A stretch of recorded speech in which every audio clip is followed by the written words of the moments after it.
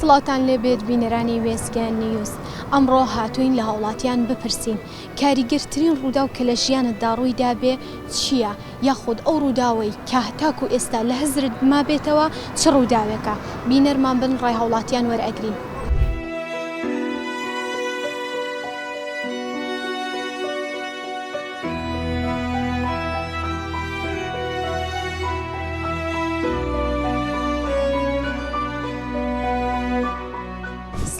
سلام لێکم.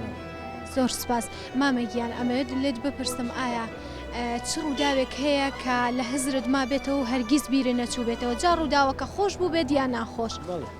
وەڵاهی خۆشیشم بەسەر هاتووە و هی ناخۆشیش ناخۆشەکات بەڵام بەڕاستی زۆرتر بوو چونکە زروفێکی ئێمە زروفێکی نالەبار بوو. خۆ دەزانی هەر شەڕی ناوخۆ و هەر بەزم و لە 63 و 61 بیگرە من بەحا یعنی گەنج بوو گەنجێکی وا نەبوو ڕەسیەی زۆر.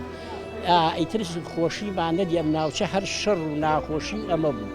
بەڵام کە ناخۆشی زۆری ئەوە بوو یەکەڕێ لە بیرم نەچێت لە وەختی کیما بارانەکە بوو ئێمە خەڵکی هەڵەبژێبوو.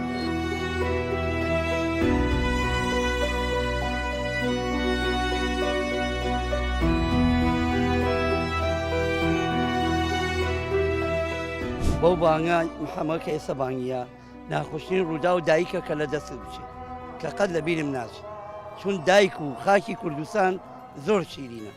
من کە خاکم نەبێ و دایکم نەبێ و چی لە نیشتیمانێ بکەم کە گەندەڵی بابڕێەوە هەچ کەس بزانێ کە دایکی کامە هەتاکو و مردن چەشنی غوڵامە. سڵاو لە دایکی شەیدان، سڵاو لە دایکی خۆم، سڵاو لە خاکی کوردستان.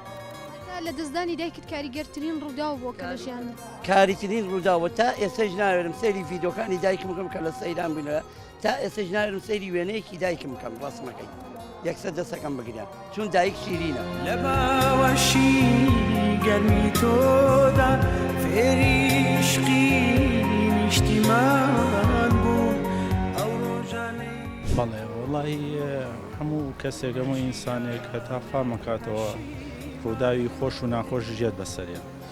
وەڵام من یەکێک لەوانە کە زۆر کاری تێکردوم هەتاکو ئێستاشەوە تقریبا لە 2020ەوە من ئەوەم بەسەر هاتووە بۆ دەقەیەکیش لە بیرم نەچووە.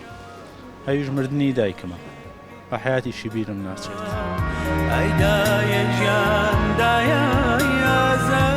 چونکە من باوکم لە تەمەنێکی مناڵیەوە من باوکم لە دەستداوە دایکم هەم بوو بە باوک هەم بوو بە دایکیش بۆمان وەکو هاوڕێیەکیش بوو لەگەڵمانە تەمەنی خۆی کرد بە قوربانی لە پێناوی ئێمەیە. و من باوکم بیر چوو بۆەوە ڕاستیەکە چووکە لە تەمەنێکی مناڵیا لە دەستما بوو کە دایکم وەفاتی کرد تەنانەت ئێستا لە یەک نوێژان لە دوعای خێر بێ بەشیان ناکەم بوو بە خێریش بۆ باوکم چونکە من دایم دوعای خێریش بۆ باوکم. دایە گیان دایە شیرینم ئەی دایە عشق و ئەوینم ئەی دایە عشق و ئەوینم دوور لە تۆ من چیم ئەی دایە.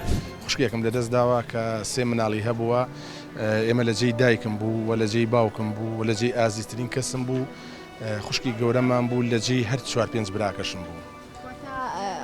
ئەو خوشکت زۆر ئازاری دای بە ڕۆیشتنی ناخۆشی.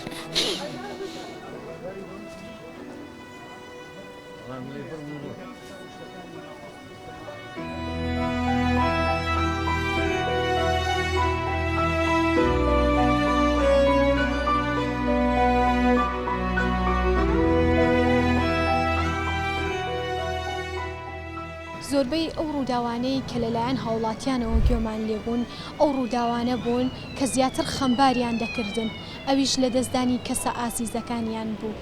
تەنانەت یەکێک لە هاوڵاتیەکان قسەکانی تەواو نەکرد بەهۆی لە دەستدانی خوشکەکەیەوە. تا بەرنامەیەکی تر و تەوەرێکی تر بەخواتان ئەسپێرم خواتان لەگەڵ.